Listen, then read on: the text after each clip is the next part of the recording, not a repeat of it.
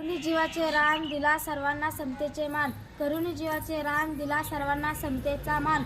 अशी भीमरावाची शान लिहिले भारताचे संविधान, अशी भीमरावाची शान लिहिले भारताचे संविधान.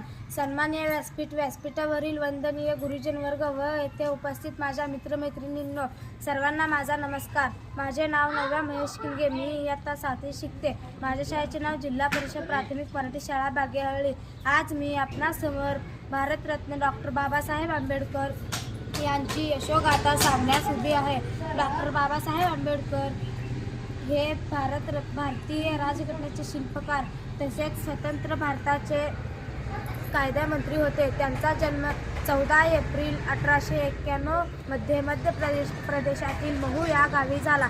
त्यांच्या वडिलांचे नाव रामजी सतपाळ आणि आईचे नाव भीमाबाई असे होते. डॉक्टर बाबासाहेब आंबेडकर हे लहानपणापासून अत्यंत हुशार व महत्त्वाकांक्षी विचाराचे होते. शालेय शिक्षण घेत असताना त्यांनी अस्पृश्य म्हणून खूप त्रास सहन करावा लागला, पण ते मुळीच खचले नाहीत. त्यांनी अस्पृश्य दलितांना उद्धार करण्याचे ठरविले. दलितांचे तलवार होऊन गेले, अन्यायाविरुद्ध प्रहार होऊन गेले. दलितांची तलवार होऊन गेले, अन्यायाविरुद्ध प्रहार होऊन गेले.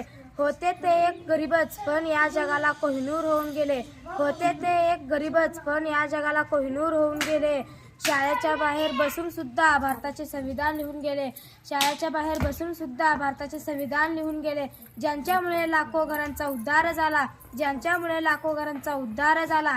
दीनदुबळ्यांना जगण्याचा अधिकार मिळाला, दीनदुबळ्यांना जगण्याचा अधिकार मिळाला.